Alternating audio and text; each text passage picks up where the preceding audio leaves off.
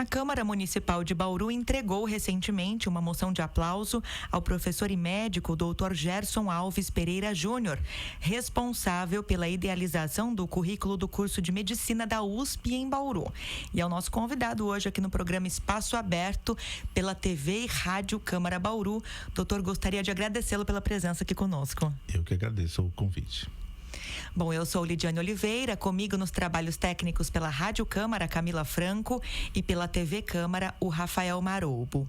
Doutor, como foi pensada a abertura do curso de Medicina aqui em Bauru? Como foi feita a elaboração do projeto pedagógico?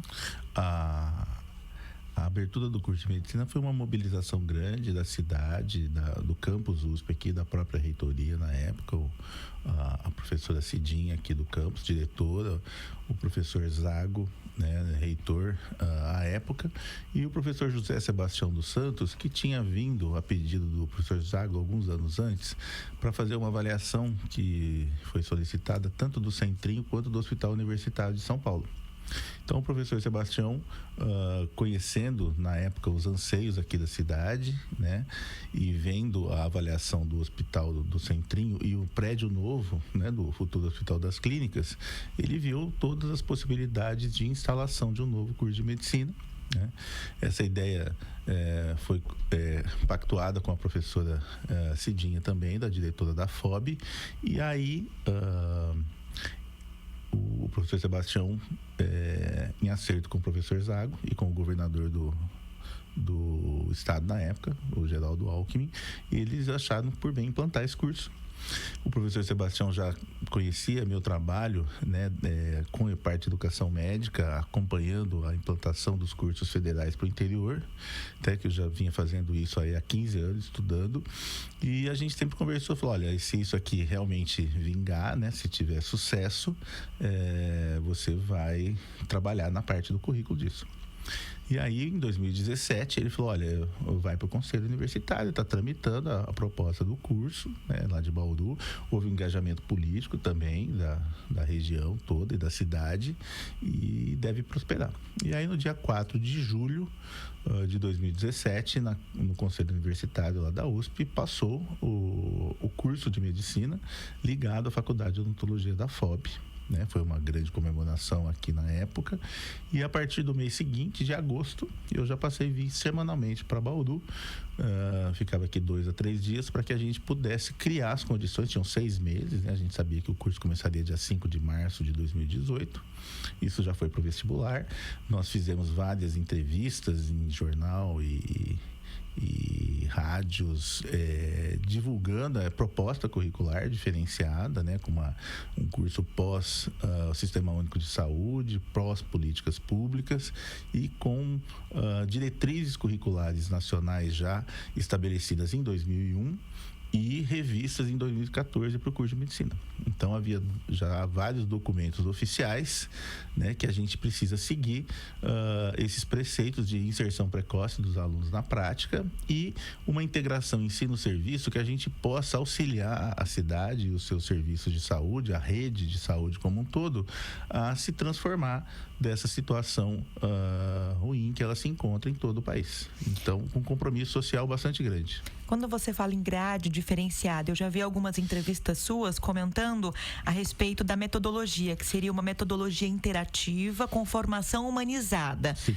Como isso acontece na prática e por que a importância da humanização na saúde? Então, a questão aí é o seguinte, o aluno, né, ele não, o ser humano adulto, principalmente, que a gente trabalha com os princípios da andragogia, ele não aprende de forma separada, né, as disciplinas. A gente nem chama mais de disciplinas, anatomia, fisiologia. Então, tradicionalmente, o modelo curricular da medicina vem de um modelo chamado de flexneriano, de Abraham Flexen, que é de 1910. Que foi uma revolução nas universidades americanas, que foram avaliadas, a grande maioria não passou nessa avaliação, e são 2 anos básicos, 2 anos intermediários e 2 anos clínicos, os 6 anos do curso de medicina.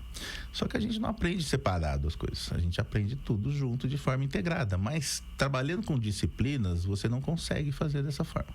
Então a gente trabalha com módulos semestrais, né? Então a gente trabalha com 3 módulos de 6 semanas a cada semestre, com temas temas diferentes e a gente integra as disciplinas todas. Então a gente aboliu o termo disciplina. Então um aluno, ele vê trabalha semanalmente em 4 ambientes de ensino. Uma chamada tutoria, um ambiente onde ele faz aprendizagem baseada em problemas, que dispara todo o estudo da semana. Depois ele vai para os sistemas orgânicos integrados, onde ele vai ver sobre aquele problema o que tem de anatomia, fisiologia, histologia, bioquímica, as várias disciplinas básicas. Depois ele vai para o laboratório de habilidades, onde ele vê a parte de simulação e habilidades referente à aplicação prática daqueles conceitos que ele está vendo naquele dia, né? Naquela semana. E depois ele vai para a atenção integral à saúde, ou seja, ele vai para a comunidade ver a aplicação daquilo. Então isso acontece desde a primeira semana de aula, né? Então um exemplo prático para você, nós estamos agora, por exemplo, no segundo semestre do primeiro ano, os alunos estão nessa semana vendo um problema da parte do sistema cardiovascular e respiratório. Então eles já estão vendo o uso do estetoscópio, medida de pressão arterial, o exame físico do paciente. Então veja, em termos de memória de médio e longo prazo, essa integração faz com que ele compreenda mais precocemente. E isso tem uma maior duração em termos de memória, porque ele consegue fazer as associações precocemente, diferente se ele aprendesse primeiro a anatomia, depois a fisiologia, depois ele fosse para a clínica. Então isso os alunos dão um maior prazer também para os alunos, maior motivação, e obviamente isso tudo tem que estar ligado a um processo de humanização, né, de uma escuta atenta da população. E existem técnicas de comunicação hoje, várias habilidades de comunicação que a gente consegue treinar tanto no laboratório de habilidades, né, para que tenha uma segurança do próprio aluno, do próprio paciente, para que depois ele vá para a prática, né, aplicar aquilo que ele viu de uma maneira segura dentro de um ambiente controlado. Doutor, você comentou que o curso de medicina na USP, que a ideia é que ele seja capaz de propor um novo modelo de saúde para a região. Que modelo seria esse e por que o modelo atual não estaria funcionando a contento? A questão é o seguinte, nós temos vários entraves hoje crônicos do SUS, né? O maior reflexo disso são as superlotações da urgência e as mortes que acontecem, né, na dificuldade do encaminhamento do paciente seguir dentro da rede num tempo adequado de resposta, né, para que ele possa suprir as necessidades dele em termos de complexidade de patologias ou doenças que ele possa ter, e ele tenha isso de uma forma adequada. O que acontece? O que a gente pode fazer? O curso de medicina, nós temos a graduação, que são 6 anos. A gente tem a residência médica depois, que nós já montamos 20 vagas de residência médica, entre eles 6 vagas de medicina de emergência, tá? E depois nós temos a pós-graduação, tanto o mestrado, doutorado, e para Bauru é interessante a gente ter um mestrado não acadêmico, porque a gente vai trabalhar com profissionais no seu dia a dia. E o mestrado profissional, ele consegue, né, fazer com que essa pessoa ele entenda vários conceitos novos e consiga aplicar aquilo dentro de um projeto no seu próprio trabalho. Então é um modelo interessante. Então o que acaba acontecendo? A graduação, a residência médica e a pós-graduação, principalmente no mestrado profissional, ela precisa ser concomitante. Nós não precisamos esperar sequencialmente, a gente pode fazer isso ao mesmo tempo, né? E isso vai rever a prática. Isso é interessante, o exemplo é dessa semana. Nós estamos fazendo uma oficina de discussão da rede de urgência com todos os 18 municípios da nossa micro-região, né, apoiado pela Faculdade de Odontologia, pela DRS, né, e pela Secretaria Municipal, onde nós vamos rever todo o modelo de encaminhamento dos pacientes, né, dentro das linhas de cuidado de urgência, linha de cuidado cerebrovascular, cardiovascular, trauma, materno-infantil, saúde mental, respiratório. Isso com a presença do professor Armando Denegre Filho, que é coordenador geral da Rede Brasileira de Cooperação e Emergência. Ele vem quinta-feira à noite, nós vamos trabalhar sexta o dia inteiro e sábado de manhã, na revisão desse modelo da rede. Então a universidade, ela consegue aglutinar várias forças e tentar catalisar essas mudanças necessárias para que a gente possa trabalhar uma transformação da realidade atual de saúde. né? Esse é um movimento que ele não é sozinho da universidade, não é sozinho da secretaria, não é sozinho da Direção Regional de Saúde, é um movimento coletivo. Então nós precisamos, veja, só a universidade consegue fazer isso trazendo evidência científica, sem os vieses que tem, sejam econômicos, sejam políticos. Então, essa é a função da universidade, trabalhar esse todo. E a ideia do curso aqui em Bauru foi realmente trabalhar isso tudo ao mesmo tempo, né, com um princípio importante, que é a responsabilidade social da universidade. Né? A universidade pública, né, ela tem um compromisso de dar um retorno, né, para a sociedade em termos de qualidade do atendimento. Né? Um curso de medicina, ele precisa ajudar na gestão e na prática local. Então, você imagina, por exemplo, a medicina de emergência mesmo. Se a gente tiver 6 residentes por ano, são 3 anos, são 18 residentes. A gente consegue colocar esses médicos residentes bem formados, né? A gente, nos vários espaços bons que nós temos aqui, para qualificar esse serviço, e com o tempo, esses residentes, podendo ficar aqui, eles vão substituindo a mão de obra médica atual. E a gente vai transformando os espaços. Então, eu acredito muito nesse poder de transformação da universidade pública.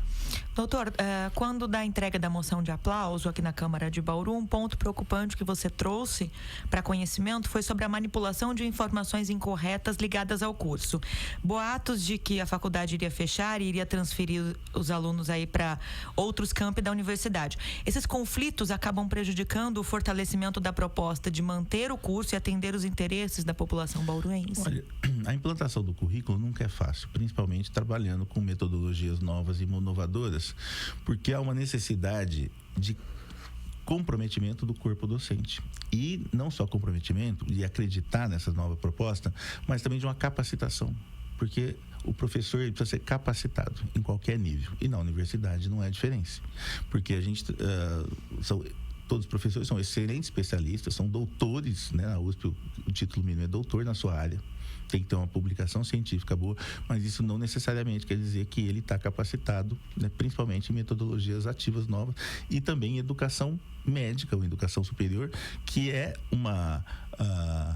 um conhecimento diferente de matrizes curriculares, de inserção curricular, de integração curricular vertical, horizontal. Isso a gente não aprende normalmente, a não ser que a gente já tenha uma prática voltada para isso. Então, precisa ser comprada essa ideia, precisa ter um centro de capacitação docente, isso tem que ser permanente. À medida que vai entrando novos professores, a gente tem que manter isso, escolher o melhor perfil para onde ele vai trabalhar dentro desses ambientes, de preferência trabalhando em vários ambientes, por isso que o concurso nosso é diferente também, né? E isso é uma grande dificuldade, tá certo? Por quê? Porque você precisa ter tempo para isso, você precisa ter uma estrutura que te dê a possibilidade de fazer isso de forma permanente, né? E há muita resistência, sempre há. Isso no Brasil todo. Então, o que a gente precisa aqui é ter as condições, né, de desenvolver esse docente para que o aluno possa se beneficiar disso. Né? Vendo o docente trabalhar naquilo, lógico que há um processo de transformação, essa prática, isso você não aprende do dia para a noite, você vai fazendo e você vai avaliando e vendo o que está adequado, mantém o que não está adequado, você vai se ajustando, né? E esse processo é muito difícil, né, para profissionais dentro de uma progressão na carreira docente, que a gente é avaliado por ensino, pesquisa e extensão universitária, mas o fator menos importante de progressão é o ensino. Então, isso faz com que os docentes, em geral, dediquem muito mais à pesquisa, que é o mais valorizado, então o ensino acaba ficando aí num segundo plano, tá certo, em relação a isso, e isso torna o engajamento mais difícil, porque o tempo doado para o ensino ele é muito grande. Na verdade, esse contato, essa interação é muito grande com os alunos e a gente precisa ter um benefício disso, que hoje não há um reconhecimento adequado. Isso é em todo o Brasil, tem um movimento nacional de valorização do mérito acadêmico, mas isso ainda não está pronto. Então, você junta uma dificuldade de capacitação, de você mudar uma prática sua, pedagógica de tantos anos, né? Rever isso, dar a sua ex-disciplina, que agora é um módulo de forma integrado, tá certo? Integrando com outros professores, com alunos aqui na Universidade de São Paulo com um nível alto de seleção do vestibular. Né? O aluno de medicina é um aluno bastante diferenciado, porque ele passou por um processo seletivo muito duro. E isso ainda não tem muito valor em termos de progressão da carreira, fica muito complicado para ter o engajamento necessário. não é verdade? Então, assim, essa falta de engajamento é que facilitaria a divulgação desse tipo de desinformação, que também leva insegurança para os alunos, não é? Sim. Então, veja, essa é uma dificuldade que os próprios alunos sentem, né? Porque, veja, tudo que é novo, hoje em dia a gente tem que entender o seguinte, os alunos também, os professores, o mundo está em constante mudança. Né? O conhecimento médico hoje ele duplica a cada 5 anos e os alunos se formam a cada 6, ou seja, antes deles formar já duplicou o conhecimento, aquilo que ele já aprendeu já não vale mais. Então hoje a gente não pode trabalhar mais com um conceito só de graduação, mas sim de educação permanente, porque ele não vai parar de estudar a vida inteira. Ele vai ficar muito defasado.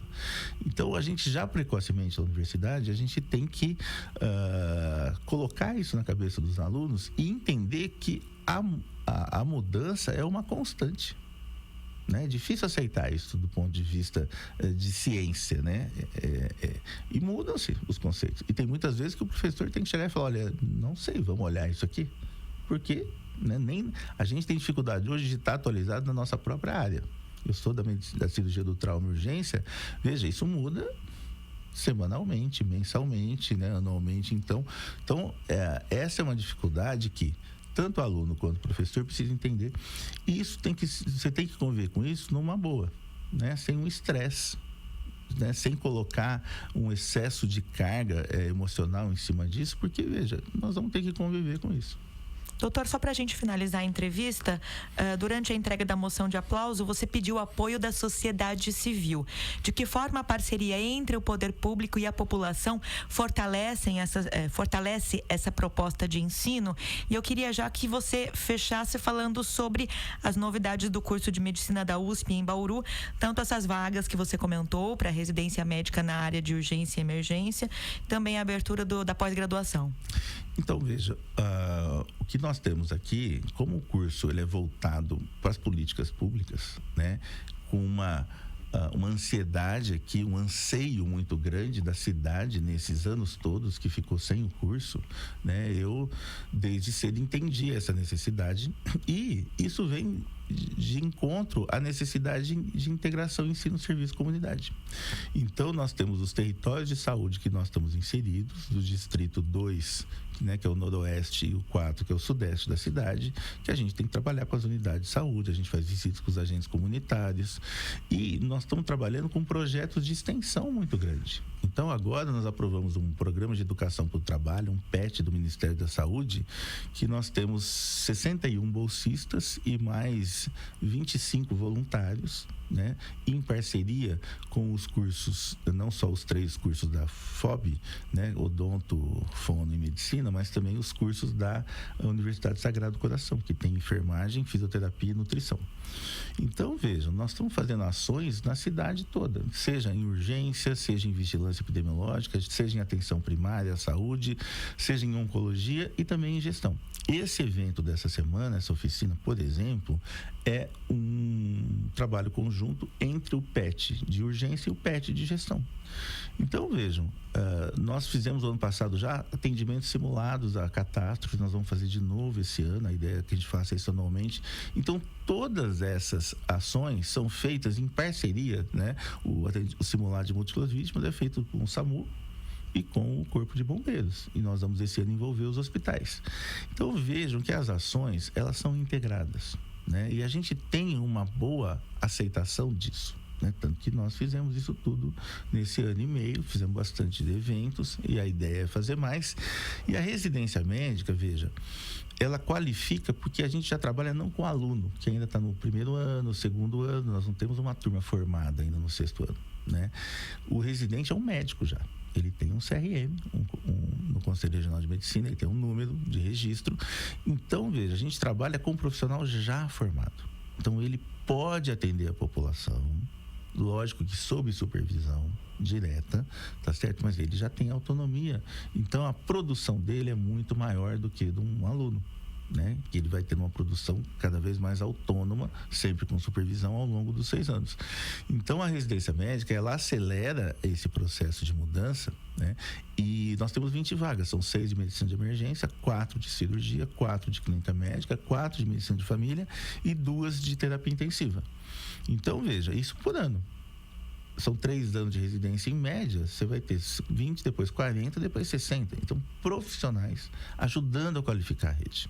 Então, a gente acredita que isso, né, melhora também a curva de graduação, porque esses profissionais que vão sendo formados pela gente, eles vão também ser preceptores dos nossos alunos, modelo dos alunos. Então, isso você acelera, né, vindo de baixo para cima e de cima para baixo. Então, essa é uma importante ferramenta de qualificação, né, tanto do ensino quanto do atendimento à população. Dr. Gerson Alves Pereira Júnior, professor e médico responsável pela idealização do currículo do curso de Medicina da USP em Bauru, nosso convidado hoje aqui no programa Espaço Aberto. Eu gostaria de agradecê-lo pela presença. Muito obrigado pelo convite. Agradeço também a sua sintonia aqui conosco e até a próxima.